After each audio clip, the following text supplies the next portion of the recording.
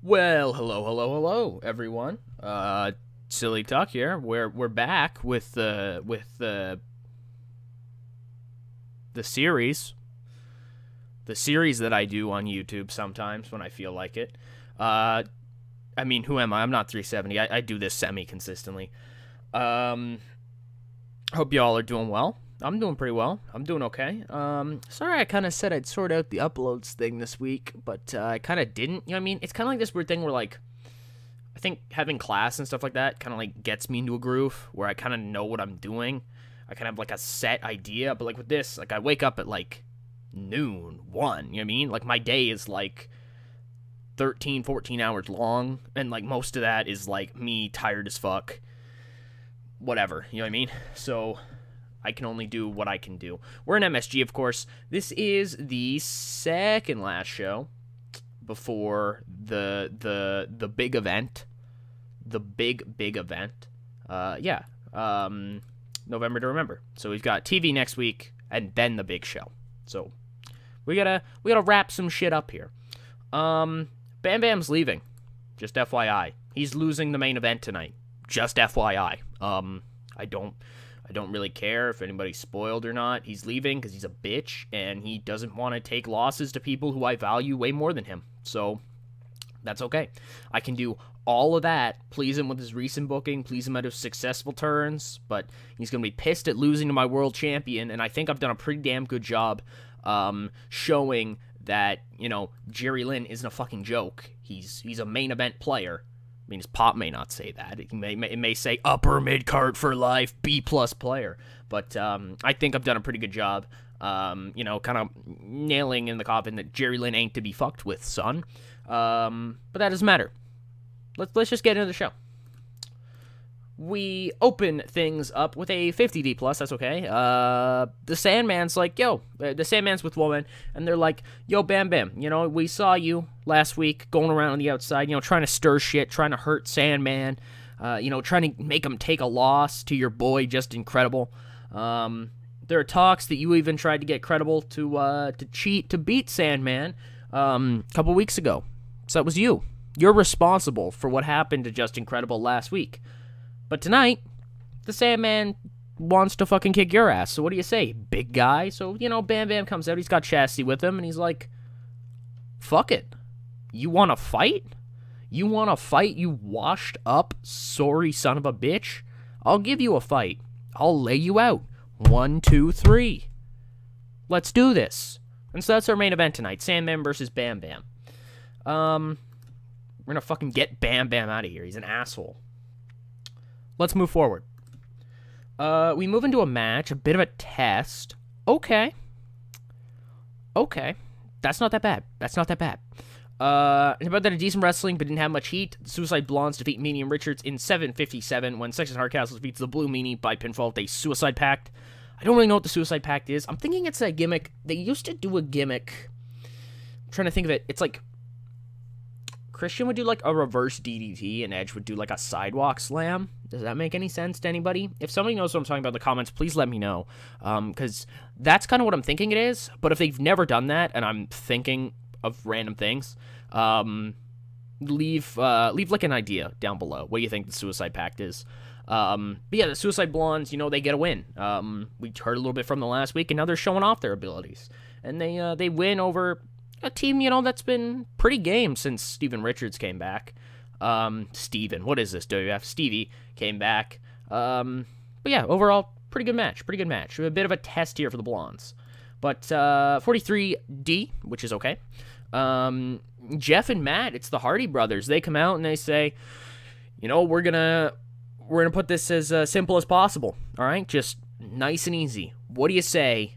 Us versus you. At November to Remember.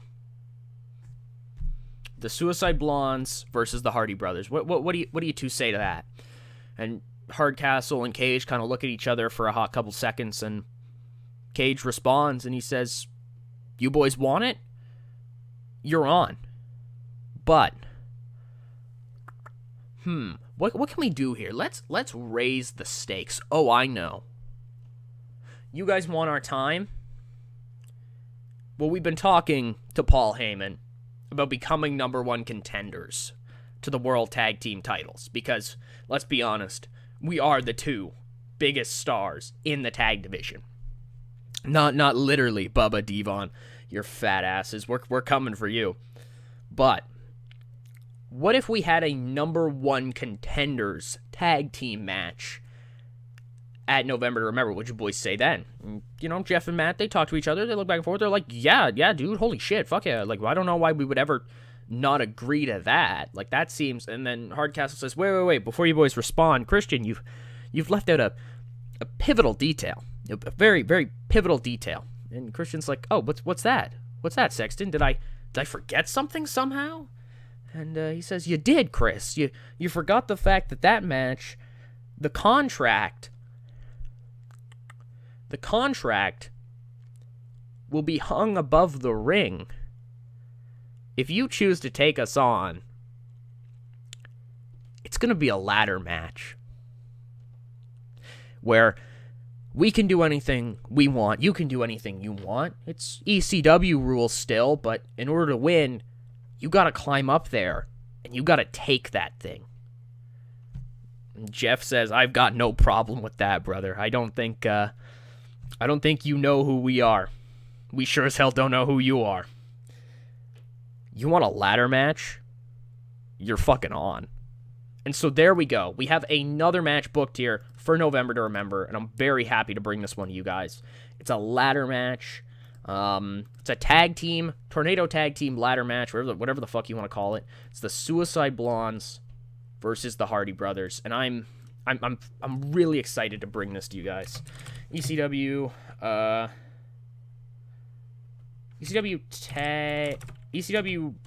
World Tag #1 contenders. That's what we're calling it. All right, there. That works. So now we have 3 shows booked in: our world title match, our world tag team title match, and our #1 contenders match for the tag team titles.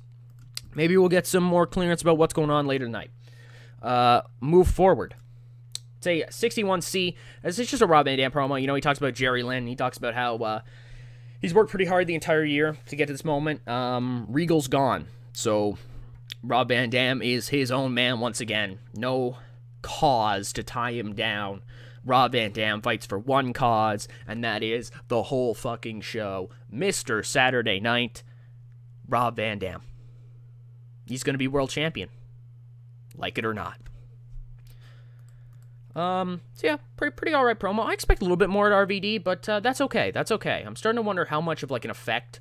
I mean, we did rate Jerry on overness, you know, and Jerry isn't the most over guy, like nationally, but he's pretty over in the tri-state. But then again, this also makes me wonder how much of an effect Will really had on him. I call him Will. How much Steve really had on him. But yeah, Rob Van Dam came out looking good, so that's okay with me. It's a 46D, kind of a bit of a filler match, I hate to say it. Whipwreck defeats New Jack in 6:16 by pinfall the Whippersnapper. Just kind of a big back-and-forth brawl-type match. I fucking love this picture for New Jack I've got, where he's wearing these derpy-ass glasses, and there's, like, purple lightning in the background. I don't even know how to explain what that is. But, you know, it's a match. Mikey gets some momentum, because, you know, he's been losing a bit as of late. That's my bad. Let's move forward. Oh yeah, this is a big fucking moment. Paul Heyman comes out and he says, Taz, if you'd like to come out here, I have a special announcement for you. And Taz comes out and he says, alright, yeah, what's going on, Paul? Did you find me my opponent? Paul says, matter of fact, Taz, I have. I've been talking to different promoters, and you remember how last week I was talking about a deal? The deal went through. We can get him here for November to Remember. Taz is like, that's perfect. Whoever he is, I'll fight him. I'll beat him. I want this competition, Paul. Heyman says, you sure? Because once I tell you who it is, I'm not sure you're going to be ready for Asuka. I mean, oh, no, shit, I spoiled it. No, I'm kidding. I'm not sure you're going to be ready for him. Taz says, Paul, I've held this belt for more than a year now. I think I'm ready to take on whoever you had to go find. I'm ready for this competition. I want this competition. I'm getting rusty, pal. I've been fighting these no-names for too long. So who'd you get me, Paul? Paul looks into Taz's eyes and he says, I hope everything you're saying right now is true. Because you've got Hayabusa, the franchise of FMW, the craziest son of a bitch I've ever met in my life, not named Sabu. Taz looks at Heyman, and he nods, respect to Paul. An acknowledgement that Heyman went out and got what Taz wanted. And kind of something that I think that most people would feel about Paul, I think, at the time. Aside from the whole money thing. If you wanted something, Paul could probably go out and figure out a way to get it. So there's your match for the ECW television title.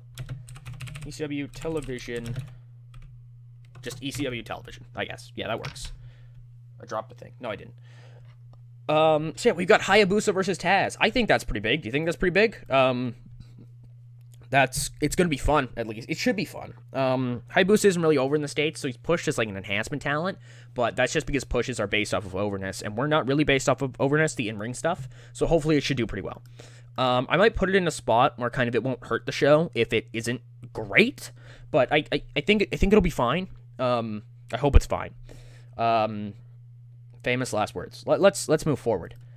Oh yeah, so we've got Tommy Dreamer and Shane McMahon, and they're arguing, they're fighting. Paul's just come backstage from revealing to Taz his opponent. They're arguing or whatever. They're talking about, Hart franchise. And Paul's like, okay, you know what? Fuck it, you two. Put it in ink. I'm making the match right now. You two, all right? I talked about it last week. I talked about Hart versus franchise. You two talked about it even. I wanted it ink right now. And the two of them take out pens. Paul gives them pens. He takes them to their office. They sign the contract backstage. And we can officially make it officially official for the officialist officiality. Officially official. We're going to have Shane Douglas versus Tommy Dreamer.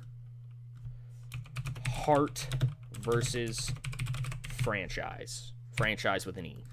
So there you go. That also should be pretty good, hopefully. Now it's time for our main event. We get a 63 seat. That's okay. Sandman beats Bam Bam with a flying leg drop. I don't think there's much of a shock there, considering I literally said it at the start of the video. Bam Bam's fucking gone. The original plan was to have Sandman beat Bam Bam, or at least fight Bam Bam, right? I didn't really know it was going to go over. For Sandman to fight Bam Bam at November to Remember, kind of as two guys who didn't have much to do, but now I have a backup plan, and it's going to work. So Sandman will be on the show. Have no fear. I've got something for him. But yeah, Bam Bam's gone, and fuck him. Fuck him. Good shit. It's time for a pretty big fucking segment. Oh, baby. So Paul Heyman comes down. He says, I've gotten this memo here from, what is this? The ECW hiring people. I'm the hiring people, so I don't really know how the hell they've done this, but you guys remember when Steve was talking about how he was bringing a gift to this company? I wondered if it was money, something from his family, because, he's a little rich, but no, it's not. He's not helping us out financially, sadly. He's helping us out in a pretty different way. He put in a good word with a friend of his, and he's kind of a big deal. He won gold in the Olympics. I think this is the first ever Olympic gold medalist, at least in ECW. No, well, definitely in ECW.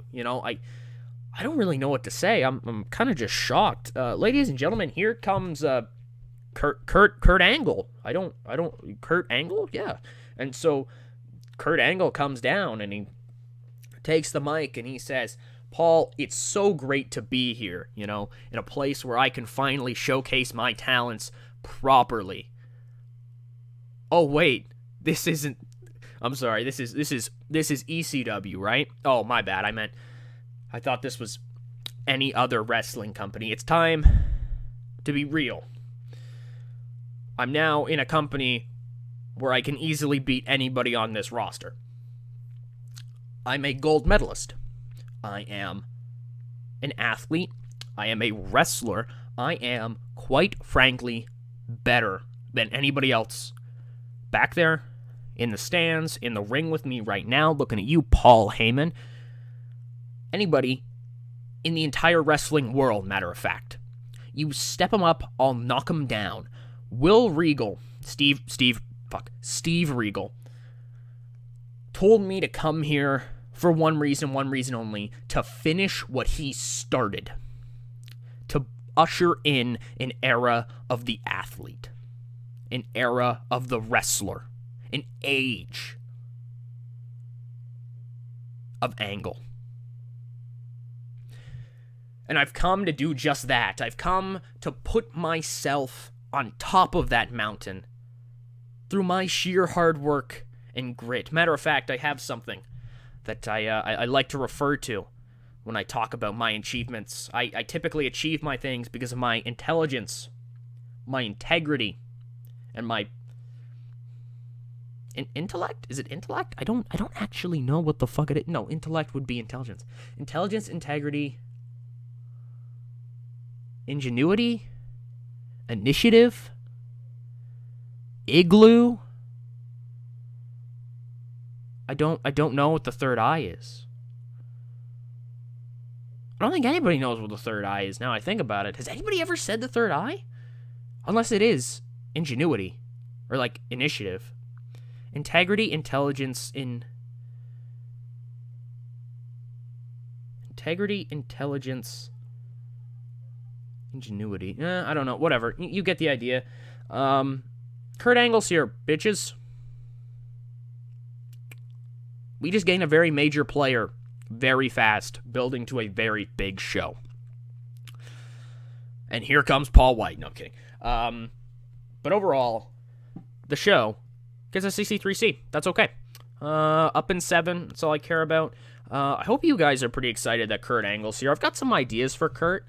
I'm not sure if I want to have him be more comedic, like with my stuff in the WF save with 370, or if I want to have him be kind of more serious. I don't really know. I think it kind of depends where, no, I'll have to make this decision, obviously, beforehand. I was going to say it depended on where he got drafted and what either me or 370 were going to do with him when we eventually get to the draft. Luna Vachon has not been working anywhere. Oh, she's written with the Fed. Well, what the fuck is she worrying about? Sid Vicious to NWA Wildside. I forgot that Sid, is just hanging out on the indies. He's actually got a contract now. That's awesome. Good for him. Gary Albright to re-sign. I don't really care. What is this? Sandman opinion. Christian Cage is going to be a star. Sandman knows. Sandman knows who Christian is. Overall, though, I think it's a pretty solid episode. I hope you guys thought it was a pretty solid episode. You can see where Kurt Angle is, by the way, on our franchise players. I'll run down this real quick, because why not? So here's our next big things. Sexton, Jeff. Our hot prospects. Nobody really shocks me on here. Of course, Hayabusa won't be here long. Roadkill actually shocks me. Probably the most out of all of them. People think Roadkill's going to be pretty good, and that's good to see. You know, I was kind of betting on him and Danny Doring kind of being something down the line. You can see that Angle's really good on the mic. He's really good in the ring. He's really fucking good in the ring. We still have nobody on Time Decline. And Steve Corino's going to come back at some point. We'll probably pick Corino back up for another 9 months after November to Remember. And I'll run something with him. He'll probably work around the television belt or something like that. Actually, no, Taz has got that. Did he already fight Taz? I guess he didn't fight Taz. We might have to address that. Overall, though, I hope you guys enjoyed this episode. I enjoyed this episode. I don't think I showed, but we made a profit the other month. I think I showed that in my last video, actually. But yeah, overall, I'm having fun with it. I hope you guys are having fun with it. I'm sorry I'm not as consistent as I would normally like to be. I don't know. I just kind of get out of it sometimes. You know, you get out of the flow of something, and it becomes a little bit harder to do. I've been recording more 01 stuff, though, with 370, so hopefully that is going okay. We just put up the episode I was talking about in last ECW, where I think kind of the production's going up a little bit. I think things are getting better. But yeah, overall, thank you all for watching. Hope you guys enjoyed. We're literally so close to 1,000 subs. We're like 10 subs off from 1,000 subs, and that's fucking scary and awesome and mental. If you want to follow my Twitter, if you want to follow my Twitter, you can do so by checking the little thing at the top. I believe it's called a banner. I just say that every episode. It's the banner, duh. Yeah, my Twitter's on there. You can follow it if you want. I retweet stuff most of the time. I tweet sometimes, but it's mostly just me complaining, fighting 370. Yeah, or somebody else. Mostly 370. Me just fighting 370 all the time. Or fighting the good fight. I don't know. Whatever. You get the idea. Thank you all so much for watching. I hope you guys enjoyed. This is Silly Talk. Signing out.